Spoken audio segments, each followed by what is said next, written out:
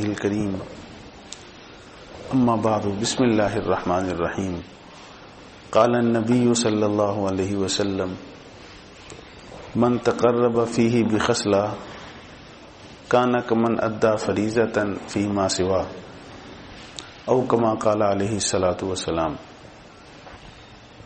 حضور نبی کریم صلی اللہ علیہ وآلہ وسلم نے ارشاد فرمایا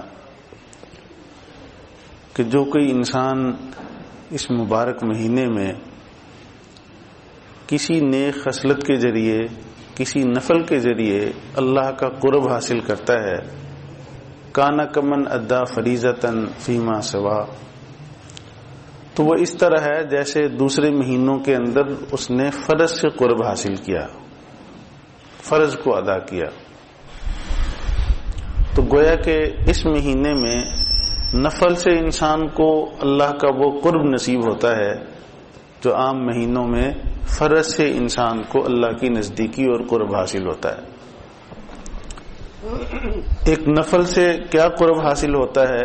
حدیث قدسی ہے، اللہ جل جلالہ ارشاد فرماتے ہیں کہ بندہ نوافل کے ذریعے میرا قرب حاصل کرتا رہتا ہے حتیٰ کہ میں اسے اپنا محبوب بنا لیتا ہوں، اور پھر میں اس کا کان بن جاتا ہوں جس سے وہ سنتا ہے، میں اس کی آنکھ بن جاتا ہوں جس سے وہ دیکھتا ہے، میں اس کا ہاتھ بن جاتا ہوں جس سے وہ پکڑتا ہے، اور میں اس کا پاؤں بن جاتا ہوں جس سے وہ چلتا ہے۔ فرمایا اس کے بعد پھر مجھ سے جو مانگتا ہے میں اسے عطا کر دیتا ہوں۔ یہ اللہ کریم نفل کے ذریعے قرب نصیب کرتے ہیں۔ آنکھ بننے کا، کان بننے کا مطلب یہ ہے کہ اس کا کان اور آنکھ وہ میری 100% منشا کے مطابق استعمال ہونے لگتا ہے، اس کا ہاتھ 100% میری منشا کے مطابق استعمال ہونے لگتا ہے۔ تو ایک تو نوافل سے قرب نصیب ہوتا ہے، اور دوسرا یہ بھی ہے کہ ہمارے فرائض میں رہ جانے والی کمیاں اللہ کریم انہی نوافل سے پورا فرما دیں گے۔ اس لیے اس رمضان المبارک میں اہل ایمان کے دلوں میں اللہ کریم نیکی کا جذبہ پیدا فرماتے ہیں۔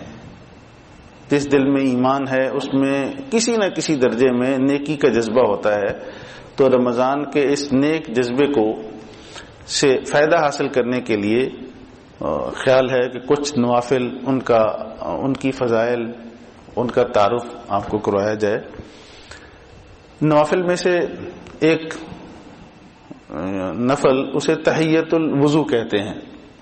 تحیۃ الوضو کا مطلب یہ ہے کہ آپ رات میں، دن میں جس وقت بھی وضو کریں اس کے بعد 2 رکعت نماز نفل پڑھ لیں، اور 2 رکعت نماز نفل وضو کے بعد پڑھنے کی فضیلت حضور سرور کائنات صلی اللہ علیہ وآلہ وسلم نے یہ ارشاد فرمایا کہ جو آدمی وضو کے بعد، جس نے خلوص نیت سے وضو کیا اور اس کے بعد حضور دل سے 2 رکعت نماز نفل پڑھ لی، فرمایا اس کے لیے جنت واجب ہو جاتی ہے۔ اتنا عظیم الشان عمل ہے کہ جب بھی وضو کریں، لیکن اس میں شرط یہ ہے کہ مکروہ وقت نہ ہو، تو اس کے علاوہ جب بھی وضو ہو 2 رکعت نماز نفل پڑھیں تو اس سے جنت اللہ کریم واجب فرما دیتے ہیں۔ اور دوسری فضیلت وہ ہے جو ایک روایت میں ہے کہ حضرت بلال رضی اللہ تعالیٰ عنہ سے حضور نبی کریم صلی اللہ علیہ وآلہ وسلم نے پوچھا کہ اے بلال، تم کس عمل سے اللہ کریم سے زیادہ امید رکھتے ہو کہ تمہیں ان کی رضا نصیب ہوتی ہے؟ تو حضرت بلال رضی اللہ تعالیٰ نے فرمایا کہ اس لیے میں نے دیکھا کہ جنت میں مجھ سے پہلے تمہارے قدموں کی آہٹ تھی، میں نے محسوس کی۔ تو حضرت بلال رضی اللہ تعالیٰ نے فرمایا کہ یا رسول اللہ، اور تو میرا کوئی خاص عمل نہیں ہے، البتہ رات میں، دن میں جس وقت بھی وضو کرتا ہوں تو میں 2 رکعت نماز نفل پڑھ لیتا ہوں۔ تو بعض روایت میں ہے کہ حضور علیہ السلام نے فرمایا کہ بس بلال یہی عمل ہے۔ اسی عمل کی وجہ سے وہ جنت میں معراج میں آقا علیہ الصلوۃ والسلام نے حضرت بلال رضی اللہ تعالیٰ عنہ کے قدموں کی آہٹ سنی تھی۔ تو یہ اتنا عظیم شان عمل ہے کہ یہ جیسے ہی اہتمام انسان کرتا ہے اس درجے کا اللہ کا قرب نصیب ہو جاتا ہے۔ تو ایک تو یہ تحیۃ الوضو انہیں کہتے ہیں، گھر میں ہوں، مسجد میں ہوں، آپ اس کو پڑھ لیا کریں رمضان المبارک میں خاص طور پر. اور دوسرا تحیت المسجد ہے. آپ مسجد میں آئے باوضو تھے, اگر وقت ہو تو مکروہ وقت بھی نہ ہو, آپ اس وقت جب بھی آئیں 2 رکعت نماز نفل پڑھ لیں. اللہ کے نبی صلی اللہ علیہ وآلہ وسلم کا یہ خاص معمول تھا.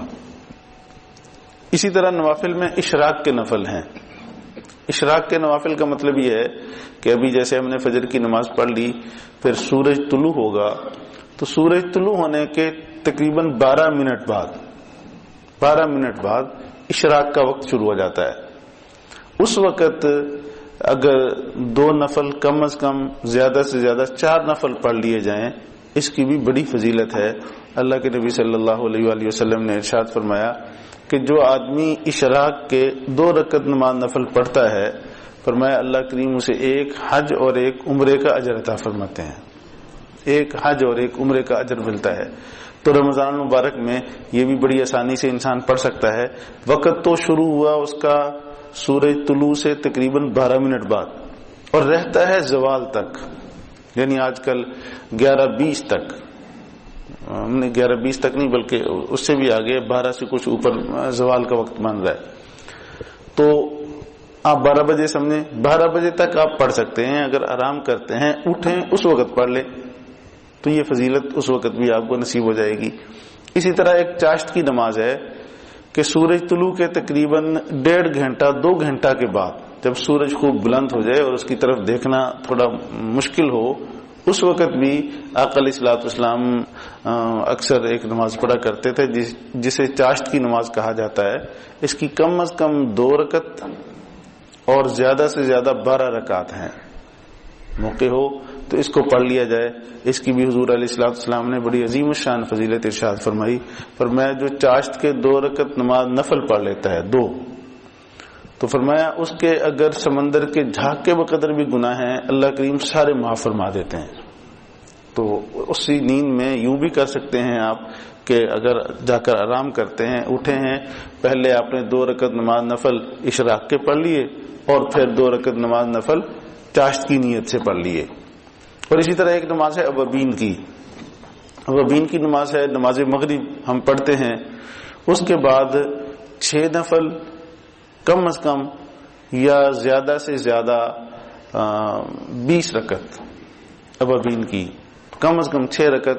مطلب ہم 3 فرض پڑھتے ہیں, 2 سنت پڑھتے ہیں, 2 نفل تو پڑھنے ہی ہوتے ہیں, یہ ملا لیے 4 اور ساتھ ملا لیے.